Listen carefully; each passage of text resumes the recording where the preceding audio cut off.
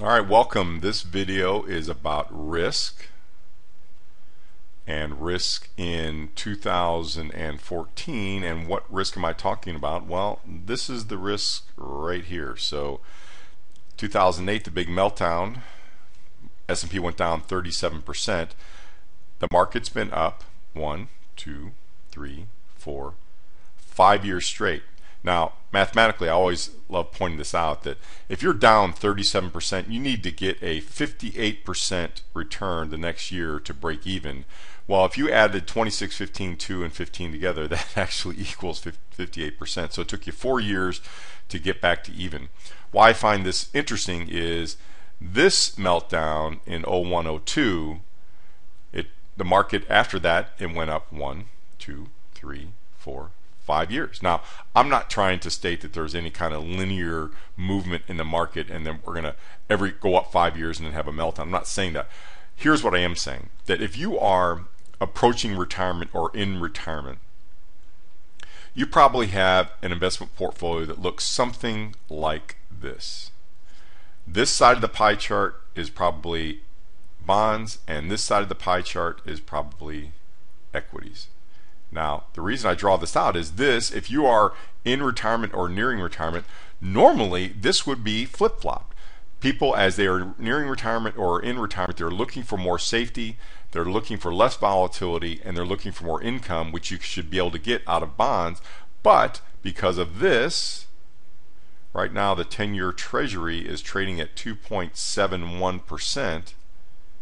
Because of this, you're not being paid very well to have money in bonds, that people are trying to get a bigger pull through on equities. That's why they have a larger exposure on equities. Now, I'm not trying to be overly simplistic on people's portfolios. This does not include commodities and alternative investments and real estate. I'm just simply talking about typical market traded investments. So how do we address this risk that we're talking about? Well, I'm going to write a word down that some of you are not going to like, but I just ask you to bear with me for another, I'll call it 6 or 7 minutes, and that word is annuity. Now, it's interesting that when you look at an insurance company, they are in the business of managing risk. That's what they do. Now, I find it's interesting that we will not blink an eye when writing a premium check to cover the risk on our home, right? I've owned a home for a long time. You probably have too. We don't even blink writing that premium check, and it's a wonder why Geico and Allstate and State Farm run so many TV commercials, right? So we don't hesitate to have an insurance company manage the risk about our home, and we don't hesitate about our health, and we don't hesitate about our life. Why is it that we're not considering an insurance company to help manage some of the risk on our investments, specifically our retirement investments? Why is that? Well, I do a lot of videos on annuities, and you probably heard or see me do videos on index annuities, which I'm a big fan of. But there's one particular type of index annuity I want to talk about. But before I do that, I need to do a little investing 101. I need to cover a little ground here, a little investing 101. I promise to keep this brief, but I think it'll be important. So, and it's concerning options. Now, what is an option? An option is the right. It's the right, not the obligation, to buy something, whether it's a stock or coffee or anything else. Now, let's just take an example. Let's say GE stock, the individual stock, right now it's trading at $25 a share.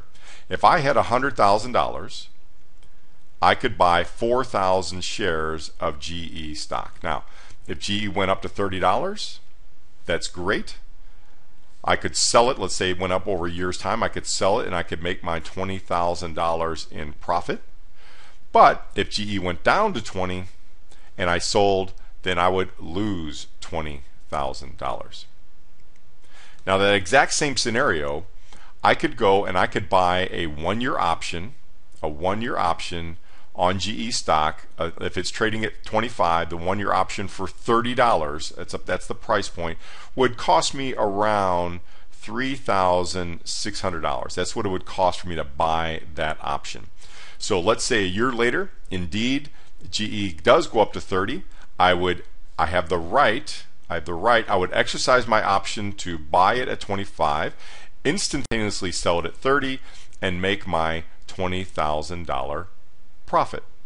Now, if GE went down to $20, well, why in the world would I exercise an option to buy something at $25 when I can go in the open market and buy it at 20? I wouldn't do that. So remember, an option is the right but not the obligation. I'm not obligated to exercise my option, so this $36 would expire worthless, and I would not lose $20,000. I would in effect really lose $3,600. So let's just go through the math on our returns here.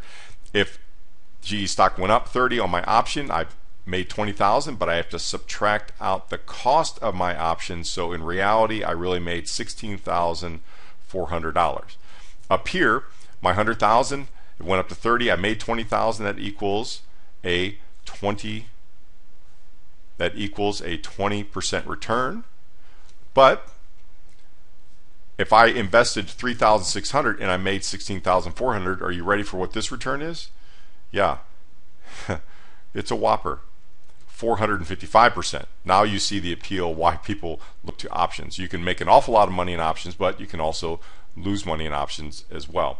Now, this is like I said, this is the Investing 101. There's another video that goes into option pricing on an index annuity, and that video is option pricing, and the little pop-up, you can just click on it, option pricing, who took my upside. Now, in that video, I go through the 3 different types of crediting methods that an insurance company uses. They use caps, they use a participation rate,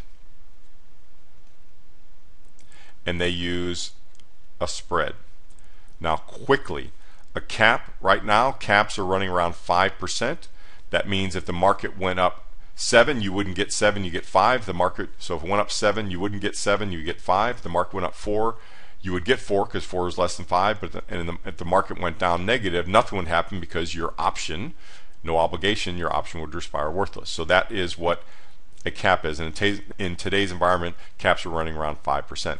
Participation rate means that you're getting 50% of whatever the market does. So if the market went up 7, you would get 3.5. And then a spread, generally spreads right now are in the, I'm going to say they're in the 2 to 4% range, but there's only one that's at 2%. Now, I always keep these videos because they're educational by definition. I do not like to talk about specific investments. So I'm going to talk about a particular index annuity that has a 2% spread. It's the only one that does. And if you are interested in learning more, then you're just going to have to contact me. But it's important because I want to educate you on how this works. So let's go over here and understand how the spread works on an index annuity.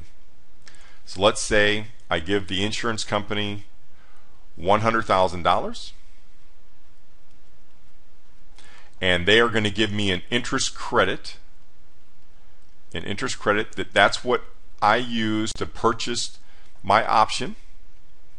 Okay, and let's say that we're, in this particular, the point of this video, I want to talk about a spread. So it's a 2% spread. So we have $100,000 right here. The market goes up the first year we put our money in, the market goes up 10. Do we get 10? No, because there's a 2% spread, we get 8. So now we are at 108. The next year, the market goes up 14. Do we get 14? Nope, because 2% spread, we get 12. So now we're at 121,000. Now, this is pretty rosy, and everybody's thinking, gee, I wish this happened every year.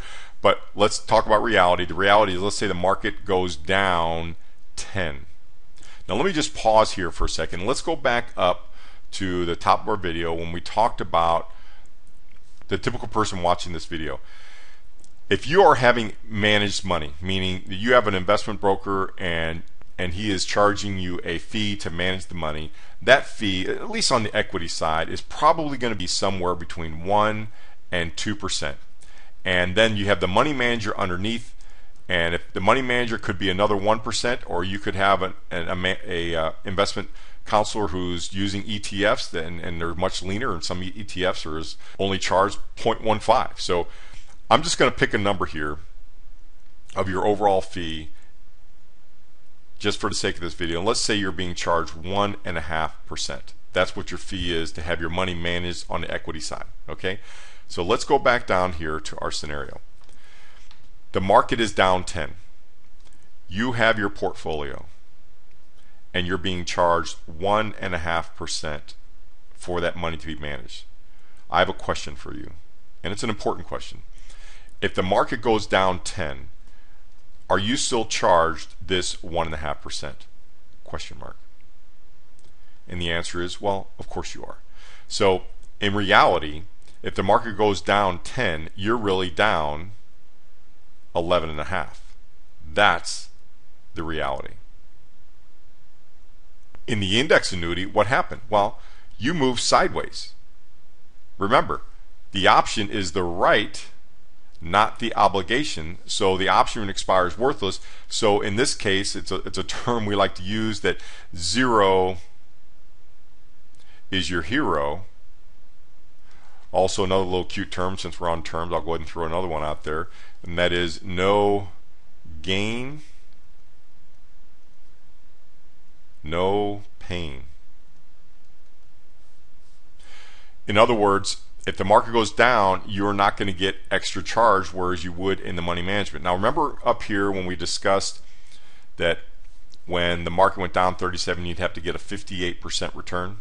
Well, mathematically, if we're down 11.5, we're going to have to get a 13% return just to break even. So let's say the next year the market goes up 15%. Well, we're not going to get 15 because of the 2% spread. We're going to get 13.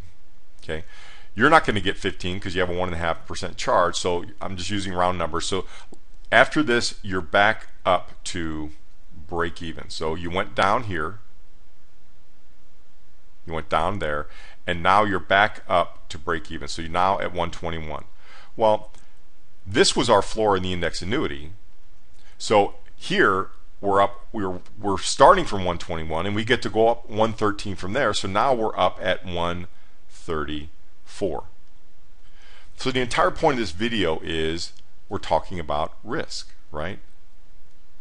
And how do we manage that risk for a portion of your investment dollars, for a portion of it. Now, this is enough risk in and of itself, right?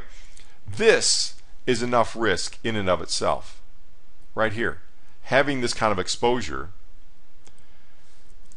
But this risk here, that's a perpetual one. Every time the market goes down, you have to play catch up, whereas the index annuity doesn't. Zero is your hero. You move sideways in bad years, and with a 2% spread, folks, you know what? I think that's a pretty good deal.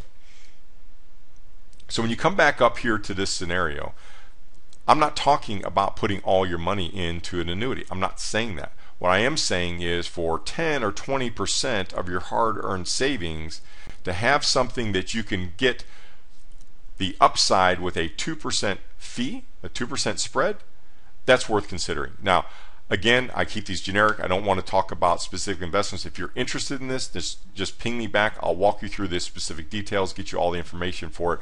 But I think that this was a video worth contemplating in 2014 because of this scenario right here. Okay? Thanks for watching.